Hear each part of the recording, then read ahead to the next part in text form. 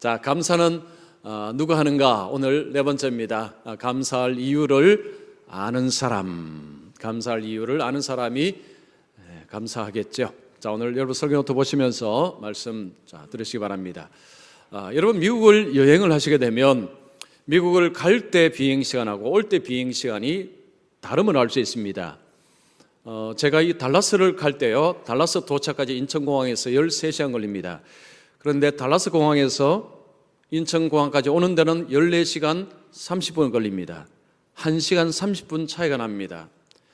미국 갈 때 훨씬 시간이 단축이 되죠. 1시간 반이나 단축이 돼서 가고, 한국 올 때는 1시간 반 더 시간이 걸립니다. 뭐 때문이냐? 바람 때문입니다. 바람. 달라스로 갈 때는, 미국으로 갈 때는 뒷바람이 있습니다. 뒷바람으로 가고, 한국으로 올 때는 맞바람이 있습니다. 맞바람의 저항이 있습니다. 그래서 한국으로 오는 시간은 훨씬 길어지는 것입니다. 비행기 조종사가 만약에 이 바람을 이해하지 못하면 어떤 일이 벌어질까요? 자, 미국으로 갈 때 13시간이 갔기 때문에 한국으로 갈 때도 13시간 계산하고 비행기 연료를 넣는다. 그러면 대한민국에 도착하기 전에 큰일 날 것입니다. 물론 그럴 사람은 아무도 없죠. 그런 비행사는, 조종사는 아무도 없습니다. 이 바람을 잘 이해하는 것이 조종사에게 굉장히 중요하다고 합니다. 여러분, 인생도 마찬가지입니다. 인생에 뒷바람이 있고 맞바람이 있습니다. 뒤에서 부는 바람이 있고요, 앞에서 불어오는 바람이 있습니다. 여러분, 어느 바람이 더 민감하게 느껴질까요? 뒷바람이겠습니까? 앞바람이겠습니까? 앞바람이죠. 앞에서 불어오는 바람은 굉장히 거칠고 우리에게 힘듭니다. 그래서 굉장히 민감하게 다가옵니다. 그러나 뒷바람에 대해서는요, 별로 민감하지도 않고 그리고 별로 신경을 쓰지도 않습니다.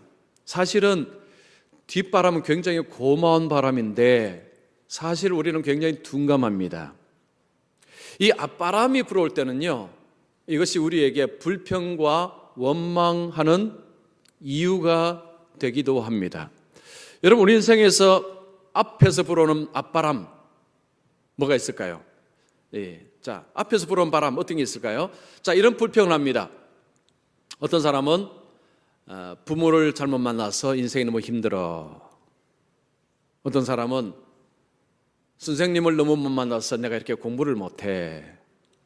어떤 사람은 내가 미국에서 태어났으면 대한민국에서 태어난 것이 문제야.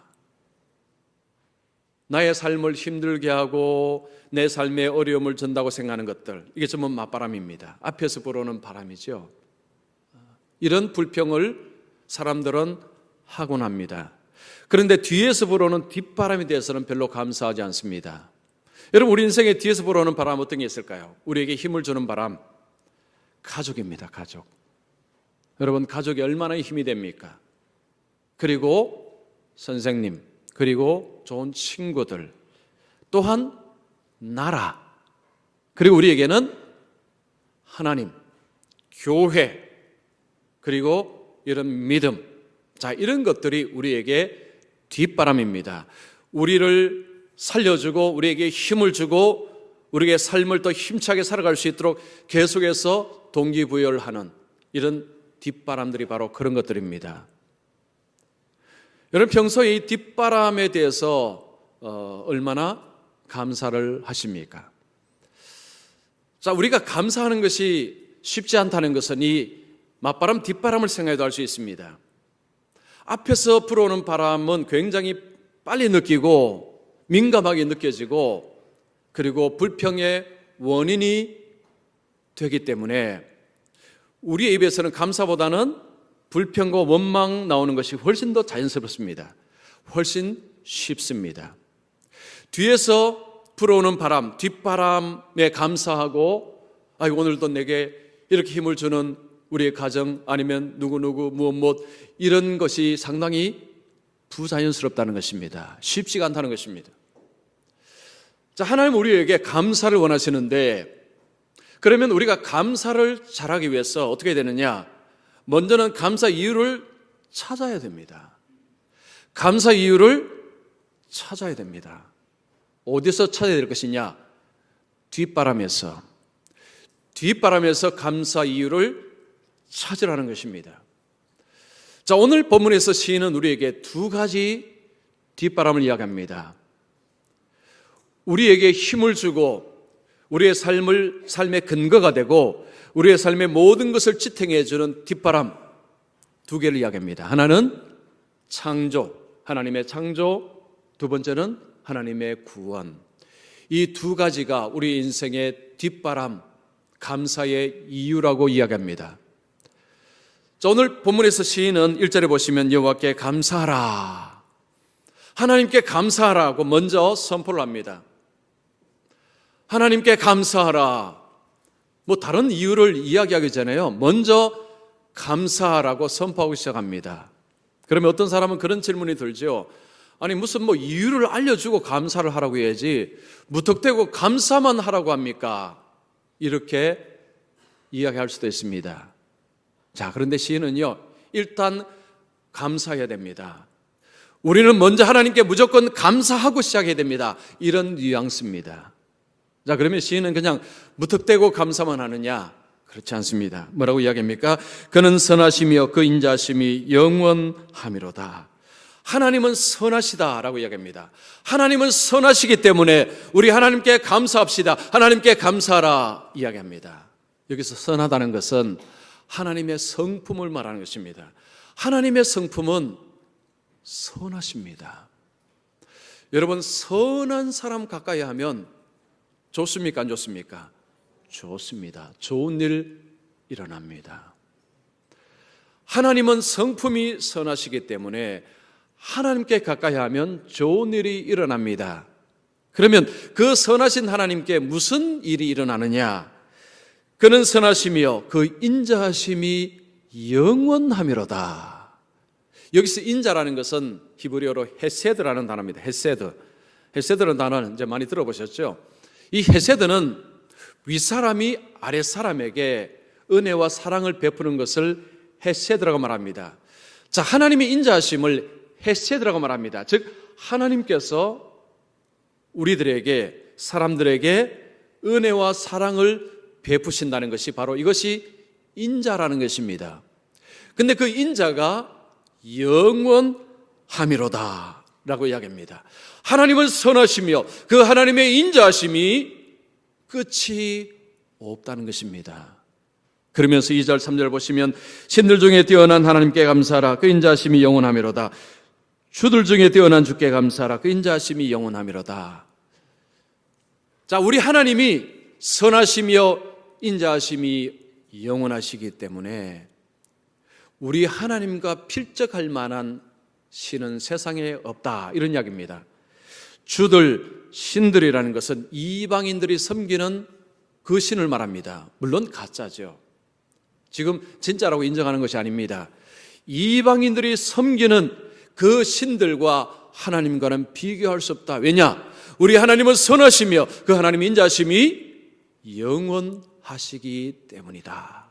지금 시인이 그 이야기를 하고 있습니다. 자, 그러면 그 하나님의 인자하심이 영원하다고 했는데 거기에서 흘러나온 것이 뭐냐? 첫 번째 창조, 두 번째 구원이라는 것입니다. 하나님이 창조하시고 하나님께서 우리를 구원하신 데는 하나님의 인자하심이 영원하기 때문에 이 두 가지가 일어날 수 있었다는 것입니다. 그러면서 시인은 우리에게, 오늘 우리에게, 그 당시의 청중에게, 그리고 오늘 우리에게, 그래서 하나님께 감사해야 된다. 하나님께 감사해야 될 이유가 너무나 명백하기 때문에. 자, 그 이야기를 하는 것입니다. 자, 먼저 첫 번째, 하나님은 우리를 위해 세상을 창조하셨기 때문에 감사해야 합니다.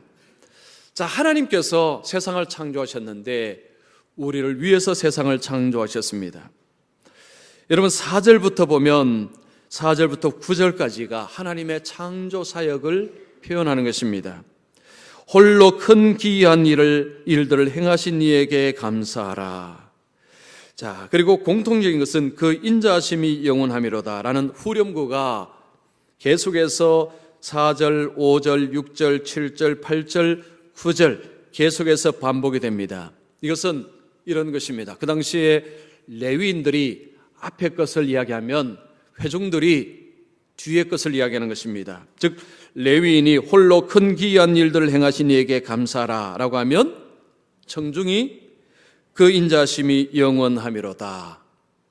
우리 한번 해볼까요? 네, 해보는 게 좋겠죠. 자, 4절부터 9절까지 여러분께서는 후렴구를 외쳐주시면 좋겠습니다. 홀로 큰 기이한 일들을 행하시는 이에게 감사하라. 지혜로 하늘을 지으신 이에게 감사하라. 땅을 물 위에 펴신 이에게 감사하라. 큰 빛들을 지으신 이에게 감사하라. 때로 낮을 주관하게 하신 이에게 감사하라. 달과 별들로 밤을 주관하게 하신 이에게 감사하라.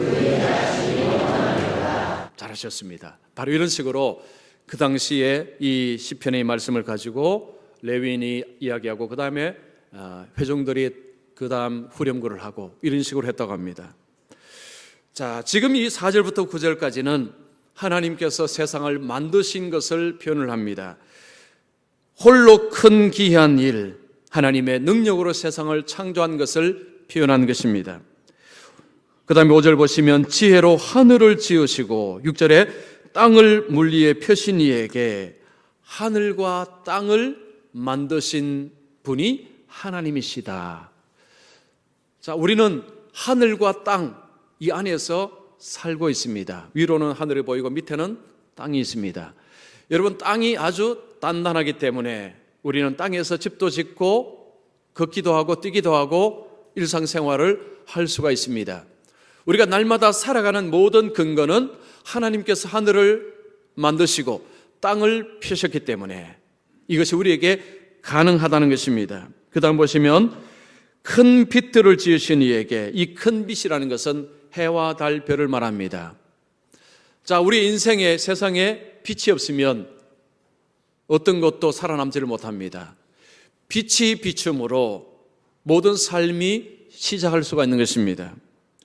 그 다음에 낮과 밤을 하나님이 주관하신다고 말씀합니다.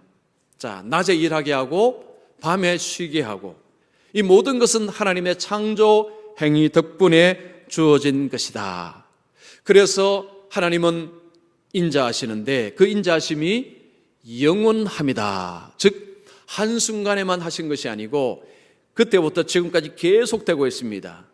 즉 하나님은 세상을 창조하시고 그리고 계속해서 창조하신 세상을 보존하시고 붙드시고 계십니다. 여러분 히브리서 1장 3절 하반절 보시면 그의 능력의 말씀으로 만물을 붙드시며, 하나님은 세상을 만드시고 그리고 만물을 붙드시고 계십니다. 붙드시는 덕분에 우리가 오늘날 삶을 살아갈 수가 있습니다. 그래서 하나님은 인자하심이 영원합니다 라는 표현을 할 수가 있는 것입니다.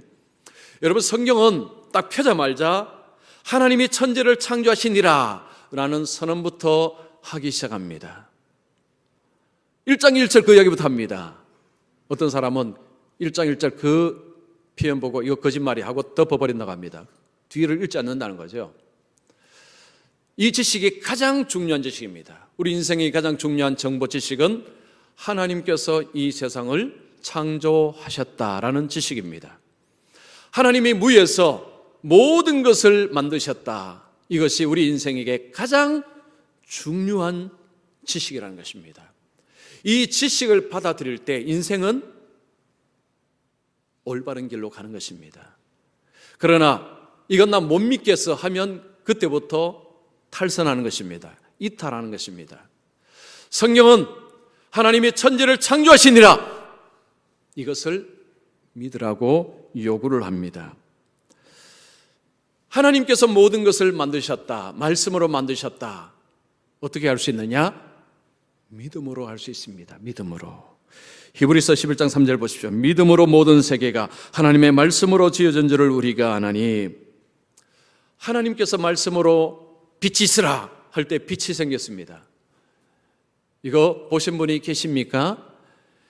하나님께서 말씀으로 세상을 창조하실 때 옆에서 지켜보신 분, 목격하신 분, 손 한번 들어보십시오. 아무도 없죠? 아무도 없습니다. 누구도 본 사람이 없습니다. 과학적으로 입증이 불가능합니다. 그런데 어떻게 그렇게 되었다는 것을 아느냐? 믿음으로 하나님이 말씀으로 온 세상을 창조하셨다는 것을 믿음으로 안다고 했습니다. 믿음으로 아는 것입니다. 우리에게 지식이 필요합니다. 여러분, 지식이 없으면 무식하면 큰일 나죠. 하나님께서 세상을 만드셨다라는 지식을 가진다는 것은 가장 우선되는 지식이고 가장 중요한 지식입니다. 나는 그런 지식 필요 없어요 라고 하는 것이 별로 도움이 안 됩니다. 여러분, 로마서 1장 20절 보십시오. 창세로부터 그의 보이지 않는 것들 곧 그의 영원하신 능력과 신성이 그가 만드신 만물에 분명히 보여 알려졌나니 그러므로 그들이 핑계하지 못할지니라. 자, 무슨 이야기입니까? 나는 그런 지식 필요 없어요 라고 하는 사람들에게 만물을 봐라. 그 만물 속에 하나님의 능력과 하나님의 신성이 있다는 것을 보라는 것입니다. 나 몰라요. 나는 몰라요. 핑계 대지 말라는 것입니다. 핑계가 안 된다는 이야기죠. 하나님, 나 몰랐습니다. 핑계거리가 안 된다는 것입니다. 눈을 떠서 세상의 만물을 보라. 하나님께서 만물을 지으셨다는 것을 만물을 통해서 한번 보라는 것입니다. 자, 여러분, 동식물들 어마어마하게 많습니다. 한두 종류가 아니죠. 저는요, 사람들의 얼굴을 보면, 지금도 이제 우리 성도 얼굴을 보면요, 똑같은 분이 한 분도 안 계십니다. 다 다릅니다. 성가대 다 다르고요. 근데 좀 비슷한 분은 계세요. 좀 닮았다. 부모 자식도 닮았죠. 저는 제가 지난주에 제 아들 사진을 보면서요, 내하고 닮았다. 닮았다는 생각이 좀 많이 들었어요. 이게 닮는 것은 아니지만 똑같지는 않습니다. 여러분, 시장이나 어디 가시면 사람들이 많이 다니는데 얼굴을 보시면요, 다 다릅니다. 여러분, 신기하지 않습니까? 저는 그게 너무 신기합니다. 그리고 제가 언젠가는 모르겠는데요, 한국인지 미국인지는 제가 좀 불가능합니다. 인구, 남녀 비율을 이렇게 좀 표시를 해놓은 게 있는데요, 그거 보면서 제가 깜짝 놀랐습니다. 어떻게 이렇게 절묘할까? 요즘은 그 낙태라든가 아니면 전쟁 때문에 사실은 성비가 조금 좀 약간 안 맞기도 하지만, 그런 일이 없을 때는요, 이게 성비가요 정말 절묘합니다. 저는 그거 보고 깜짝 놀랐어요. 어떻게 이렇게 절묘할까? 우연히 되려다 보니까 설명이 안 됩니다. 하나님께서 다 그렇게 만드셨기 때문에. 우주를 보십시오. 여러분, 눈으로 볼 수 있는 별이 10만 개라고 합니다. 근데 이 전자망원경을 보면요, 2천억 개가 보이는데 그것도 다가 아니라고 합니다. 더 많다고 합니다. 그러니까 어마어마한 거죠. 여러분, 지구가 돌지 않습니까? 속도가 시속 1600km라고 합니다. 1600km. 여러분 다 아시는 것 같네요. 그죠? 여러분, 이제 차를 탔는데 보통 우리나라에서 100km, 110km 타지 않습니까? 그런데 운전하는 분이 이제 속력을 막 냅니다. 130, 140, 150, 160을 내면 여러분 어떻게 하십니까? 이거 붙잡죠, 옆에. 주의해요. 살려주시옵소서. 여러분, 160km만 달려도요, 이게 불안해집니다. 그런데 지구가요 1600km로 시속 돈다고 합니다. 자, 제가 질문하겠습니다. 여러분, 요즘 어지러우십니까? 사는 게 너무 어지러워요. 지구가 왜 이렇게 빨리 돌죠? 물론 질병 때문에 좀 어지러운 분이 계실 수 있지만, 우리가 살아가면서 어지럽다는 생각을 하며 사는 사람은 한 명도 없습니다. 여러분, 신기하지 않습니까? 근데 아무도 신기하지 않으신 것 같아요. 저는 이게 너무 신기합니다. 어떻게 그렇게 빨리 도는데도 전혀 어지럽지 않을까요? 이 존 오키프라는 그 천체 물리학자가 이런 이야기했습니다. 자, 우주가 가장 정밀하게 이렇게 만들어지지 아니하였다면 우리는 존재하지 못했을 것이다. 이런 환경들을 고려할 때 이 우주는 인간을 위해서 창조된 것이 확실하다. 이 우주를 보니까요, 우주의 움직임과 동식물들 그리고 별들 모든 것을 보니까 절묘하게 만들어졌다는 거죠. 자, 이런 것을 보니까 사람이 살아갈 수 있도록 완벽하게 환경을 하나님이 창조하셨기 때문에 이렇게 돌아가는 것이 분명하다라는 것이 이분의 이야기입니다. 여러분, 사람 속에 세포가 있습니다. 백조라고 그러죠. 백조의 세포가 있다고 합니다. 이 세포 속에 DNA가 있습니다. 그 DNA가 단백질에게 명령을 한다고 합니다. 참 신기하죠. 또 사람은 생각을 합니다. 판단을 하죠. 선택을 합니다. 울기도 하고 웃기도 하고, 참 사람이 굉장히 복잡해요. 이 인체도 복잡하지만요, 감정도 어마어마하게 복잡합니다. 이걸 어떻게 설명을 할 수 있겠습니까? 우연히 저절로 이렇게 만들어졌지, 그걸 믿으라는 이야기입니까? 자, 성경은 하나님께서 만드셨다, 지혜로 만드셨다, 무한하신 능력으로 만드셨다, 그 이야기를 하고 있는 것입니다. 자, 하나님이 세상을 만드시고 목적을 주셨습니다. 여러분, 골로새서 1장 16절 보십시오. 만물이 그에게서 창조되되 하늘과 땅에서 보이는 것들과 보이지 않는 것들과 만물이 다 그로 말미암고 그를 위하여 창조되었고, 하나님께서 모든 것을 만드시고 하나님을 위하여 만드셨다는 것은 하나님의 영광을 위하여 모든 것을 만드셨다. 즉, 만물의 존재하는 목적이 하나님의 영광입니다. 하나님이 이 땅에, 하나님께서 모든 것을 완벽하게 만드시고 그 안에서 우리를 살게 하실 때 우리에게 하나님이 원하시는 목적이 그 하나님을 찬송하는 것입니다. 하나님께 영광을 올려드리는 것입니다. 이것이 인생의 목적입니다. 자, 그런데요, 여러분, 책이라든가 아니면 텔레비전 보시면 진화론을 이야기할 때요, 삶의 목적, 삶의 이유를 말하지 않습니다. 말할 수가 없습니다. 왜냐? 모르기 때문에. 그들도 이야기합니다. 그건 모르겠다고 이야기합니다. 우리는 삶의 목적이 뭔지, 의미가 뭔지 우리는 모른다. 모를 수밖에요. 그들이 그런 이야기합니다. 그건 알아서 찾아라. 알아서 찾을 문제지 그런 게 어디 있느냐. 그건 알아서 찾으라는 이야기입니다. 너무 황당하지 않습니까? 그걸 왜 어떻게 알아서 찾을 수 있습니까? 어릴 때 다르고, 젊을 때 다르고, 장년 때 다르고, 노인 때 다르고, 나라마다 다 다릅니다. 그걸 찾으라고 이야기를 합니까? 자, 그래서 오늘날 공통적으로 하나 이야기하는 게 있죠. 행복입니다. 행복이 인생의 목적이다. 정말요? 그런데 똑똑한 무신론자들은 그거 아니야, 행복이 목적이 아니다라고 이야기합니다. 요즘 그렇게 이야기하는 사람 많습니다. 행복은 수단이다. 왜냐하면요, 행복을 목적으로 삼는 순간 허무로 빠져버립니다. 여러분, 그런 경험 하시죠? 내가 저걸 만들면, 내가 저걸 성취하면 정말 좋겠다 하고 열심히 해서 그걸 성취를 딱 합니다. 그러면 허무해지죠. 저 그런 경험 많습니다. 야, 저걸 해야지 하고 막 열심히 해서 딱 하고 나니까요, 갑자기 허무해집니다. 솔로몬이 그 이야기했습니다. 솔로몬은 모든 것을 다 갖췄습니다. 솔로몬의 입에서는 헛되니 모든 것이 헛되도다. 그게 솔로몬의 이야기 아닙니다. 우리가 날마다 경험하는 것입니다. 행복이 목적이 되면요, 바로 허무에 빠져버립니다. 우리 인생의 목적은 행복이 아닙니다. 하나님께서 우리에게 인생의 목적을 주셨습니다. 하나님께 영광입니다. 여러분, 세상을 하나님께서 만드시고 그 세상에 우리로 하여금 살게 하셨습니다.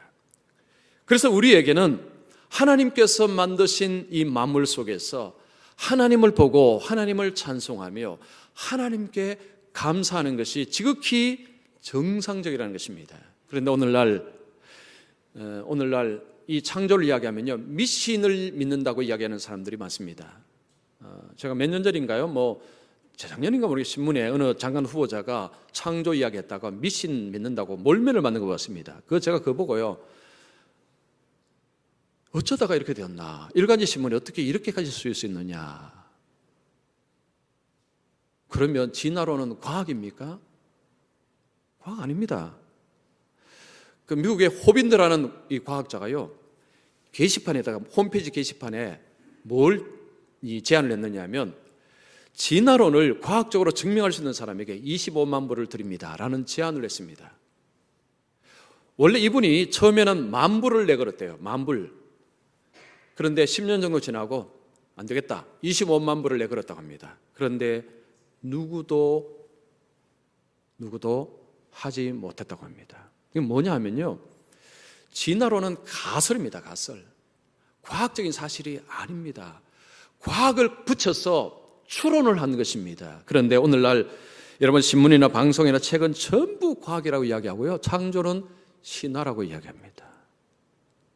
저는 그거 보면요, 막 화가 치밀어 갖고요, 화면 할 수는 없지만 어쨌든 너무 엉터리입니다. 너무 엉터리. 자, 지금 시인은 우리에게 하나님께서 세상을 만드셨다, 하나님이 인자하심이 영원하시기 때문에 모든 것을 하나님이 창조하셨다, 그 하나님께 감사하라, 그 하나님께 감사하라.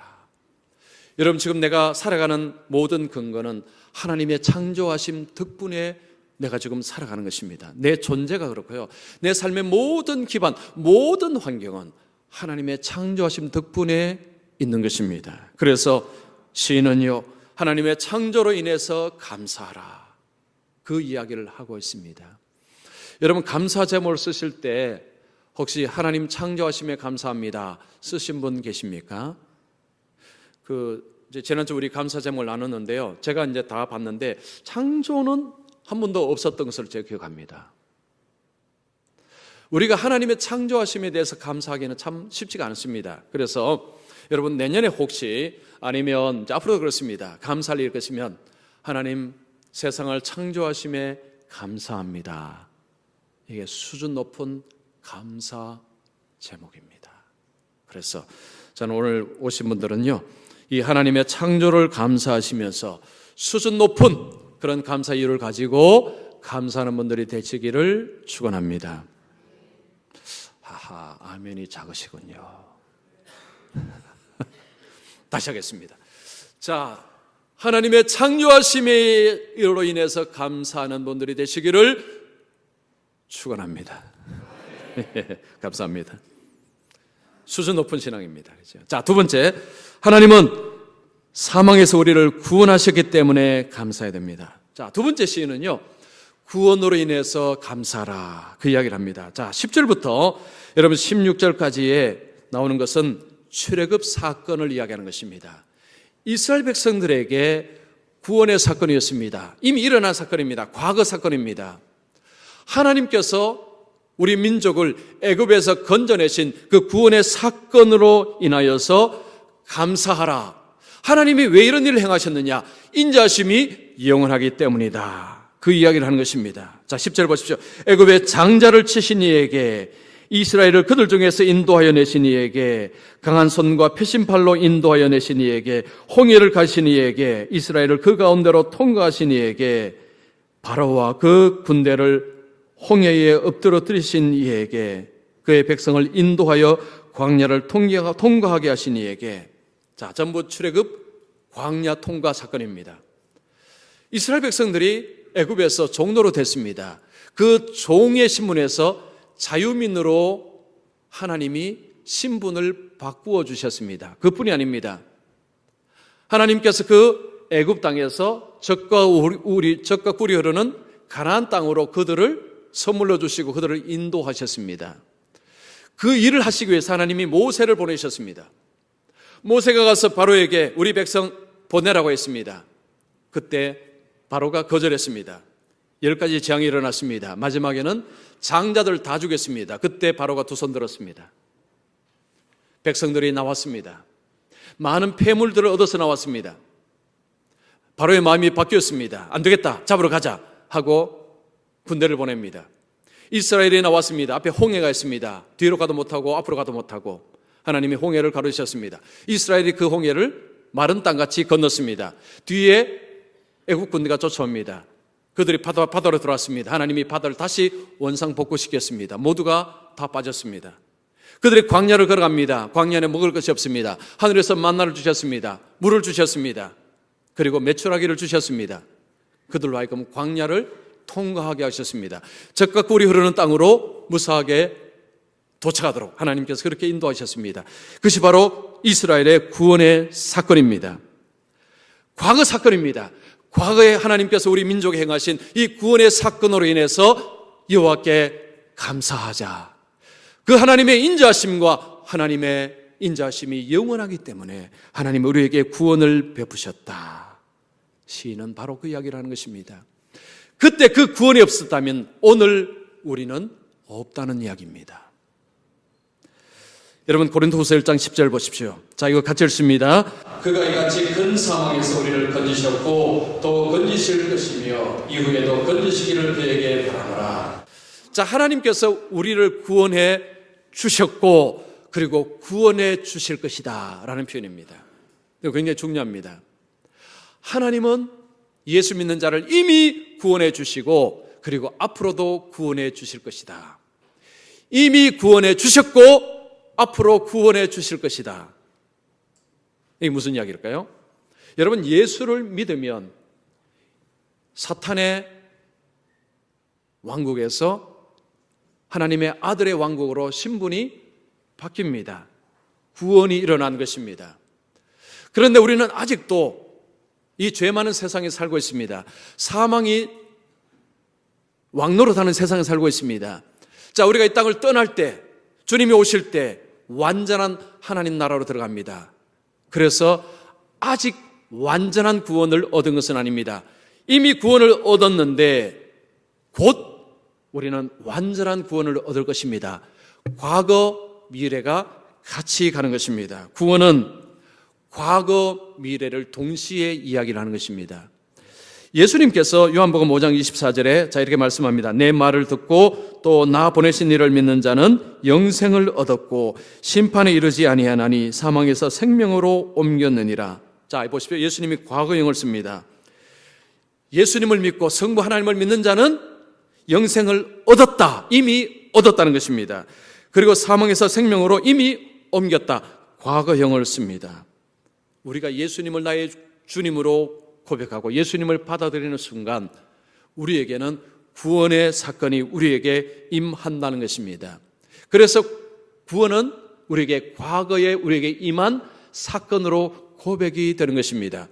그래서 구원을 두고 감사할 수 있는 것입니다. 그 구원 덕분에 오늘 우리의 삶이 있는 것입니다.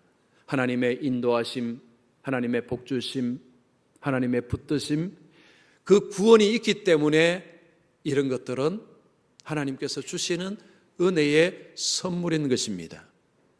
제가 종종 그런 표현을 썼죠. 제가 만약에 예수를 안 믿는다면 어떻게 살 것인가? 제가 만약에 예수를 안 믿는다면 물론 당연히 목사는 안 됐겠죠. 당연히 신학교는 안 갔을 것이고 뭐 대한민국에 살지 미국에 살지 어디 살지 저도 모르겠습니다. 뭐가 살지도 저도 모르겠습니다. 그것은 중요하지 않습니다. 그런데 한 가지 중요한 것이 있습니다. 지금 제가 살아가는 가치관, 세계관, 인생관, 미래관 하나도 없을 것입니다. 왜냐하면 이것은 하나님의 구원의 은혜를 통해서 얻은 것이기 때문에 제 인생관은 예수 안 믿는 제 친구들과 인생관이 하고는 완전히 다릅니다. 제가 지금 살아가는 길의 방향은요, 예수 안 믿는 사람의 삶의 방향하고 완전히 다릅니다. 저는 제가 살아가는 인생관, 가치관, 이게 얼마나 중요하고 얼마나 복된지 저는 너무너무 잘 압니다. 왜냐? 아직까지 우리 어르신들 생각하면 나이는 아직 젊지만 그래도 젊은 사람에 비하면 또 젊지도 않습니다. 지난주에 제가요, 머리 보다 깜짝 놀랐어요. 이렇게 휘어졌나? 생각보다 머리가 많이 휘어졌어요. 늙었다는 이야기죠. 저도 많이 경험했습니다. 미국에서 11년도 살아봤고요. 뭐 이것저것 경험 많이 해봤는데 제가 드릴 수 있는 말씀은 성경적인 가치관, 성경적인 인생관이 최고입니다. 그 김형석 교수님 100년을 살아보니 제가 한번 말씀드렸죠. 그분이 하는 이야기 똑같은 이야기입니다. 왜 예수 믿으십니까? 이분은 교수님이고 철학자이시고 하신데 그분 이야기가 그겁니다. 성경적인 가치관, 기독교적인 가치관하고 필적할 것이 없다. 필적할 만한 것이 없다. 이게 최고라는 것입니다. 저는 제가 경험했기 때문에 당연히 그렇다고 말씀드릴 수 있습니다. 하나님께서 우리에게 구원을 주신 이후에 우리의 삶을 인도하시고 우리의 삶을 가르쳐 주시고 우리의 삶이 주신 복이요, 이게 어마어마합니다. 세상에 그 무엇과 비교할 수가 없습니다. 비교하는 것 자체가 이상한 것입니다. 구원의 은혜에 대해서 감사한다는 것은요, 바로 그 구원을 통해서 주신 이 복을 아는 사람이 감사할 수가 있습니다. 자, 하나님의 구원이 정말로 감사하기 위해서는요, 먼저 이 죄를 알아야 됩니다. 내가 죄인인데 하나님이 나를 구원해 주셨다. 여기서 출발하지 않으면요, 감사는 어렵습니다. 교회를 50년, 60년 다니셔도 구원받게 돼서 내가 감사한지 모르겠다. 뭐가 문제인 줄 아십니까? 자신이 죄인이라는 사실을 모르기 때문입니다. 여러분, 창세기 3장은요, 죄가 무엇인가를 이야기합니다. 여러분, 죄는 반역입니다. 반역. 선악과를 따먹은 것은 반역죄입니다. 여러분, 왕에게 반역죄는요, 무조건 죽음입니다. 그거는 무조건 죽습니다. 과일 하나 따먹은 것이 아닙니다. 반역한 것입니다. 하나님이 먹지 말라는 하나님의 말씀을 저버린 것입니다. 하나님 위에 선 것입니다. 내가 하나님이다 라고 선언한 것이 선악과를 따먹은 것입니다. 이 죄가 사망을 불렀습니다. 여러분, 로마서 5장 12절 보십시오. 죄로 말미암아 사망이 들어왔나니 이와 같이 모든 사람이 죄를 지었으므로 사망이 모든 사람에게 이르렀느니라. 자, 아담이 죄를 짓고 사망이 들어왔습니다. 하나님은 말씀하신 대로 죽음이 왔습니다. 이 죽음은 지옥입니다. 지옥. 여러분, 죄의 삭선 사망입니다. 그 사망은 지옥을 말합니다. 죄는요, 사망을 불러들였습니다. 모든 사람은 사망의 길로 걸어가고 있었습니다. 그런데 하나님께서 아들을 보내셔서 그 사망의 길로 가는 저와 여러분을 건져내신 것입니다. 그런데 만약에 어떤 사람이 나는 별로 죄진 게 없어요 라고 한다면, 여러분, 그게 뭔 줄 아십니까? 요한일서 1장 8절 보시죠. 만일 우리가 죄가 없다고 말하면 스스로 속이고 또 진리가 우리 속에 있지 아니할 것이요. 교회가 이렇게 이야기하고 성경이 이렇게 이야기하는데도 나는 죄진 것이 별로 없습니다. 자기를 속이는 자고 진리가 없다고 이야기합니다. 즉, 하나님이 그 속에 없다는 증거입니다. 진리는 예수 그리스도이십니다. 예수가 들어가면요, 본능적으로 고백하는 것이 주님, 저는 죄인입니다. 자신이 죄인임을 모른다면 그 속에 주님이 없다는 이야기입니다. 주님이 이 땅에 오셔서 십자가를 지셨습니다. 왜요? 하나님께서 아들을 보내시기 때문에. 세상을 이처럼 사랑하사 독생자를 주셨으니 이는 그를 믿는 자마다 멸망하지 않고 영생을 얻게 하려 함이라. 요한복음 3장 16절의 말씀입니다. 예수님이 십자가 지심은 하나님의 계획이었습니다. 하나님의 뜻이었습니다. 예수님의 십자가 덕분에 저와 여러분들에게 구원의 은혜가 임하는 것입니다. 어떤 목사님이 설교를 하십니다.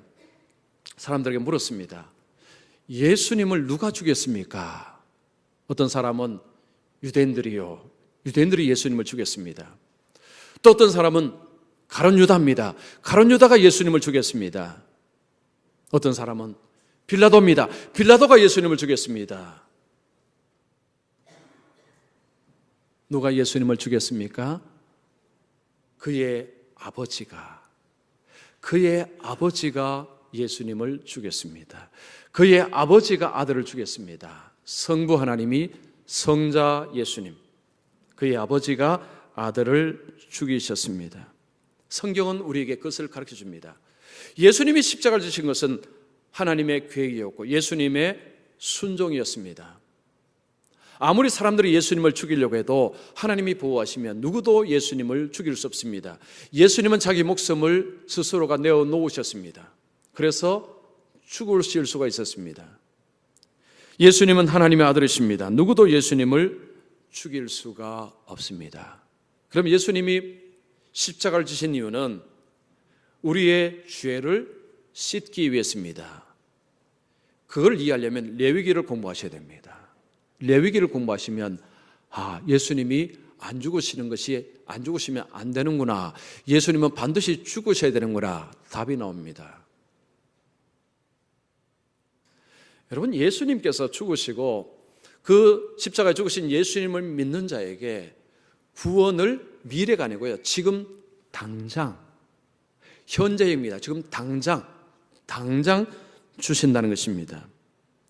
여러분, 로마서 5장 17절 보십시오. 한 사람의 범죄로 말미암아 사망이 그 한 사람을 통하여 왕노릇하였은즉 더욱 은혜와 의의 선물을 넘치게 하는 자들은 한 분 예수 그리스도를 통하여 성령 안에서 왕노릇하리로다. 자, 예수님 안에서, 생명 안에서 왕노릇하는 특권을 가집니다. 이 땅에서 그 십자가 예수님을 믿는 자는 생명 안에서 왕노릇한다는 것입니다. 사망이 그의 왕노릇하는 것이 아니라 생명이 그의 삶을 붙든다는 이야기입니다. 그래서 여러분, 구원을 받느냐 안 받느냐는요, 미래에 천국 가느냐 안 가느냐 그것도 중요하지만 현재 삶에 엄청난 영향을 줍니다. 하나님이 나의 아버지십니다.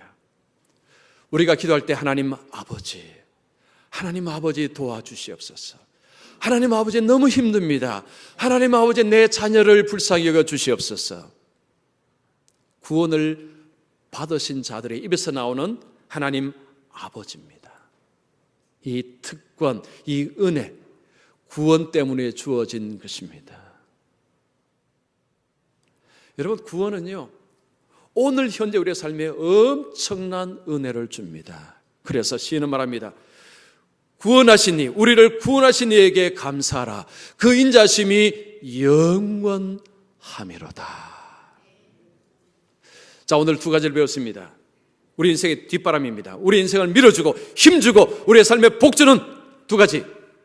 창조입니다. 하나님이 창조하셨기 때문에. 두 번째는 하나님의 구원입니다. 하나님의 능력으로, 하나님의 지혜로 구원할 것입니다. 여러분, 이 두 가지가 우리에게 감사의 이유가 되기에 충분하다는 것입니다. 그래서 여러분, 우리가 감사가 힘든데 감사할 수 있는 것은 하나님께서 창조하셨기 때문에, 하나님께서 구원하셨기 때문에. 늘 마음에 불평이 생긴다면 여러분 두 가지를 생각하십시오. 그래서 불평과 원망이 입에서 나오다가 다시 집어넣으시고요, 하나님 창조로 인해서 감사합니다, 하나님 구원해 주셔서 감사합니다 하면서 우리 하나님 앞에 늘 감사하며 우리 하나님을 섬기시는 분들 되시기를 축원합니다. 기도하겠습니다.